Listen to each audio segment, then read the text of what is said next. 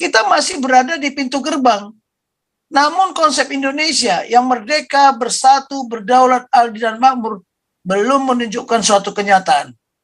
Masih berupa harapan. Kalau ada yang bertanya, apakah Indonesia sudah merdeka? Ya. Dan bertanya lagi, mengapa Indonesia belum merdeka? Mungkin kita sudah merdeka secara juridis formal, tetapi secara de facto belum. Ya, silakan aja tanya nanti ya, kenapa kok kita bilang belum? Apakah kita sudah bersatu? Sampai hari ini masih ribut terus. Ya. Apakah kita sudah berdaulat? Apakah kita sudah adil dan makmur? Ya kita sendiri yang merasakan. Bangsa ini yang merasakan mulai dari Aceh, Papua, sampai Papua, dari Miangas sampai Pulau Rote. Apakah kita sudah merasakan yang namanya kemerdekaan tadi? Sudahkah ada kesatuan? Ya, sudah adakah kedaulatan? Ya. Karena kita sampai hari ini kelihatannya belum bisa mandiri. Ya. Apakah adil dan makmur? Ya, banyak yang makmur tapi tidak adil. Dan mengapa urutannya harus adil dulu baru makmur? Bangsa Indonesia hampir 4 abad lebih ya belum merasakan adanya keadilan. Bahkan bangsa ini sudah menanti-nanti kapan datangnya keadilan itu. Nah, jadi Indonesia tidak pernah dijajah Belanda. Ya, ya.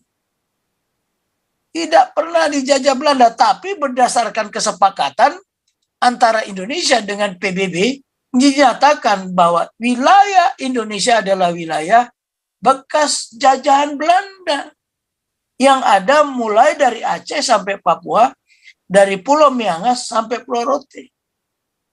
Tapi tidak semua. Kami orang Batak tidak pernah merasa dijajah Belanda. Itu sebabnya budaya Belanda nggak laku di tempat kami. Bahkan misionaris Belanda aja dipotong itu sama kakek moyang saya. Ya. Direbus.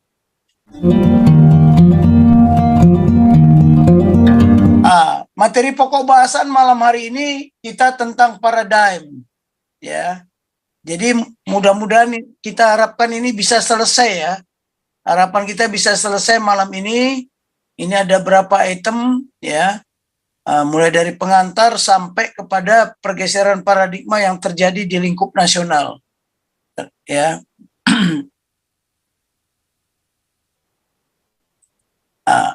baik.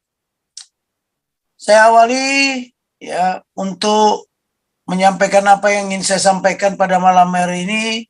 Kita mulai dari pengantar. Yes.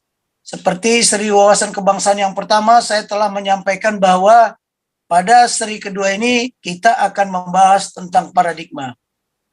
Tanpa memahami paradigma beserta prinsip-prinsipnya, serta dampak yang diakibatkan jika terjadi pergeseran paradigma, kita tidak akan memahami nilai-nilai yang ada di ideologi Pancasila dan nilai-nilai yang ada di amanat pembukaan konstitusi Undang-Undang Dasar 1945 yang diterbitkan atau yang dikumandangkan disahkan ya pada tanggal 18 Agustus 1945. Istilah paradigma sering diucapkan. Banyak orang ya menyatakan di dalam apakah itu melalui pidato, apakah melalui perkataan atau waktu dialog, ya selalu menyampaikan tentang paradigma, tapi banyak yang tidak memahaminya. Bahkan konflik yang terjadi saat ini di antara sesama anak bangsa tanpa disadari adalah konflik paradigma sebagai akibat apa? Pemahaman terminologi yang berbeda. Apa sih sebenarnya paradigma itu? Dan mengapa paradigma itu penting dipahami oleh setiap anak bangsa, bahkan setiap manusia yang ada di dunia ini. Ya. Nah, hampir 78 tahun ya. Tinggal berapa bulan lagi kita merayakan 78 tahun Indonesia merdeka. Kita masih berada di pintu gerbang. Ya. berada di pintu gerbang. Statis kita, belum maju-maju, belum kita tembus itu pintu gerbang ini. Karena kuncinya tidak dipahami, membuka pintu gerbang itu pakai apa gitu loh. Sama kalau kita mau masuk kerajaan Tuhan, tapi Tuhan sudah mengatakan ke kita kan, kepadamu telah saya berikan kunci masuk ke dalam kerajaan surga. Nah, kunci itu apa? Nanti kita bahas. Nah, sekarang ya kita masih berada di pintu gerbang.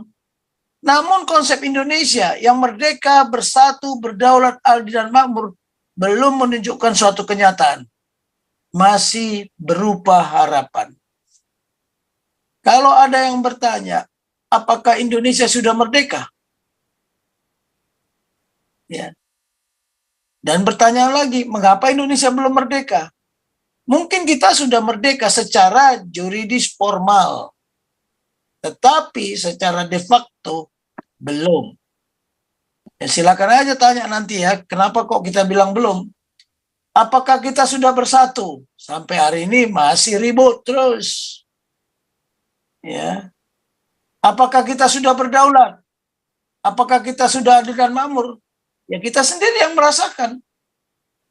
Bangsa ini yang merasakan mulai dari Aceh, Papua, sampai Papua, dari Miangas sampai Pulau Rote.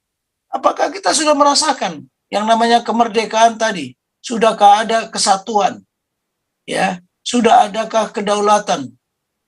Ya. Karena kita sampai hari ini kelihatannya belum bisa mandiri. Ya. Apakah adil dan makmur? Ya, banyak yang makmur tapi tidak adil. Dan mengapa urutannya harus adil dulu baru makmur? Bangsa Indonesia hampir 4 abad lebih ya belum merasakan adanya keadilan. Bahkan bangsa ini sudah menanti-nanti kapan datangnya keadilan itu. Nah, kalau kita melihat alinea kedua, ini dan perjuangan pergerakan kemerdekaan Indonesia telah sampailah kepada saat yang berbahagia. Dengan selamat sentosa mengantarkan rakyat Indonesia ke depan pintu gerbang kemerdekaan negara Indonesia yang merdeka, bersatu, berdaulat, adil dan makmur. Jadi baru masuk sampai pintu gerbang. Makanya selalu muncul pertanyaan, kapan ideologi Pancasila, nilai-nilai yang ada di setiap sila Pancasila, dan nilai-nilai yang ada di amanat pembukaan Konstitusi Undang-Undang Dasar 145 dilaksanakan secara murni dan konsekuen sejak Indonesia merdeka sampai hari ini. Ini pertanyaan, silakan jawab masing-masing, apakah kita sudah seperti yang diinginkan oleh apa? Amanat konstitusi. Hanya negara yang merdeka, lepas dari belenggu dari penjajahan, dia membentuk negara, maka dia memiliki yang namanya konstitusi sebagai landasan berdirinya negara.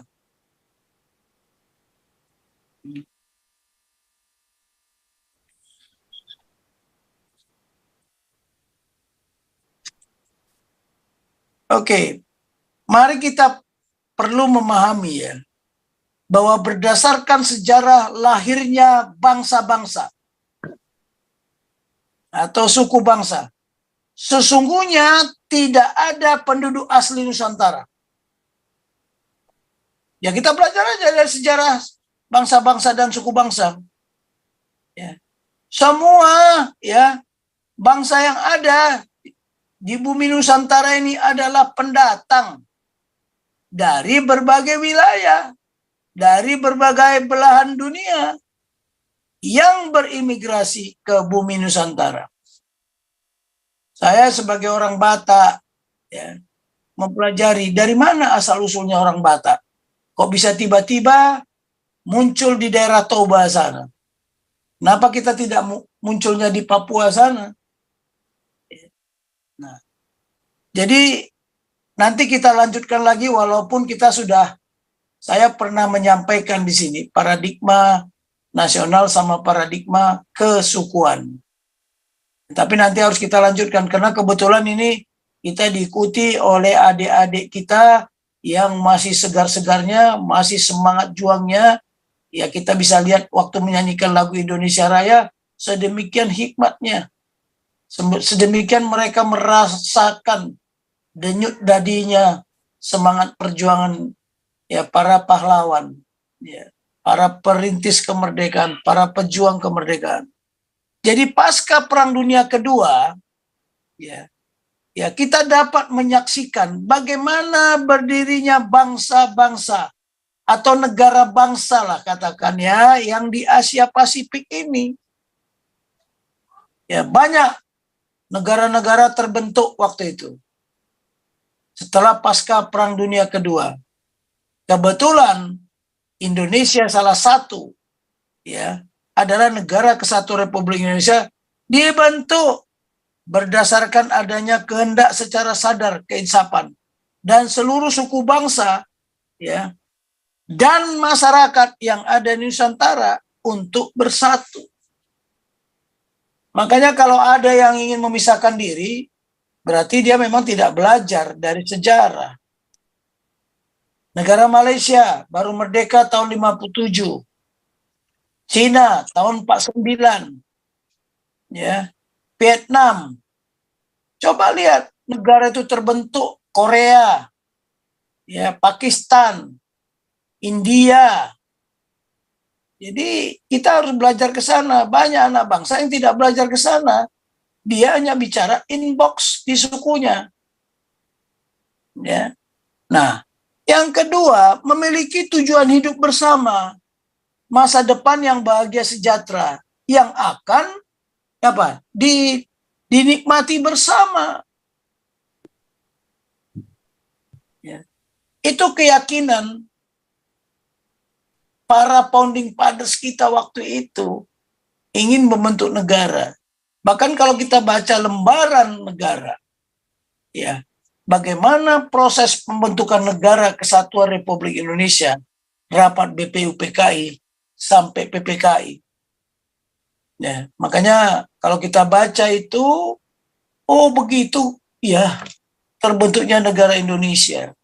Bahkan waktu itu, apakah kita mau kembali seperti kerajaan Majapahit? Atau kita bentuk kerajaan? Atau republik? Tetapi para founding fathers waktu itu memilih republik. Nah, yang ketiga, memiliki latar belakang atau pengalaman sejarah yang sama.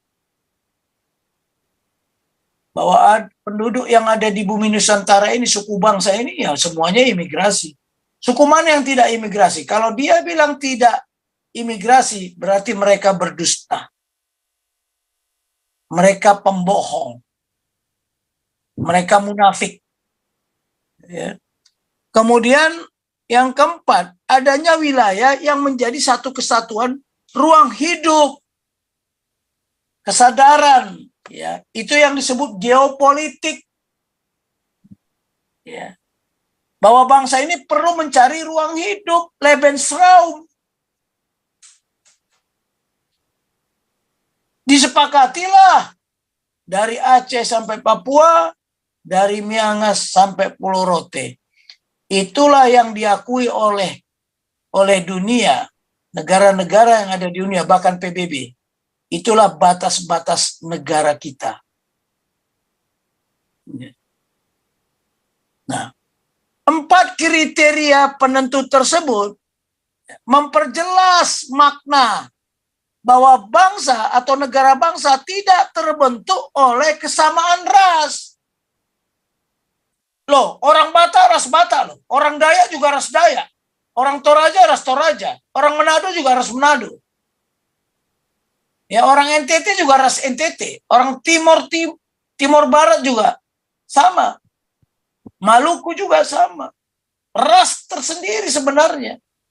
Tapi karena ada kesadaran ingin membentuk negara, bangsa, yaitu Negara Kesatuan Republik Indonesia.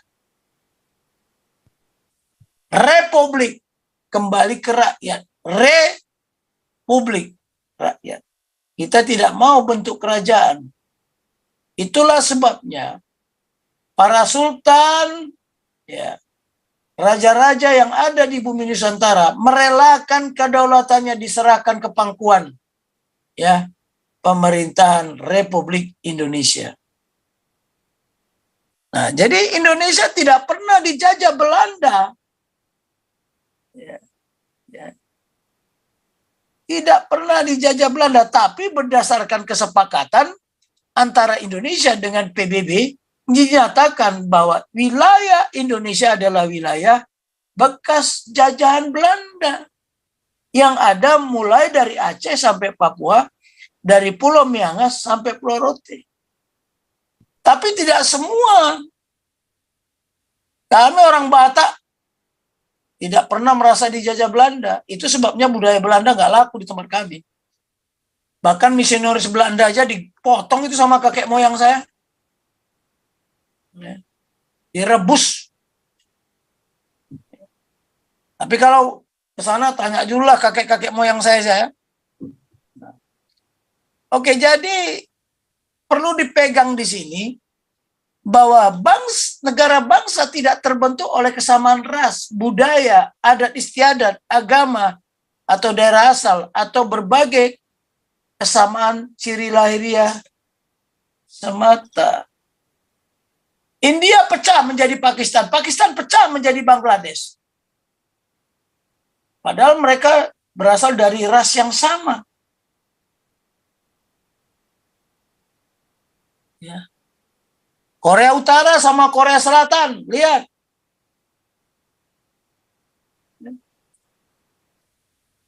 Nah, ini yang perlu kita pahami dulu sebagai landasan kita berpikir ke depan. Karena kalau kita tidak paham ini, bagaimana kita bicara paradigma?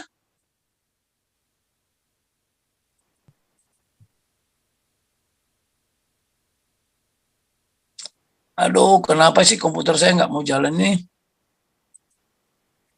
Oke. Kau bilang kau menang debat lawan domba yang sesat. Kau bilang banyak yang tobat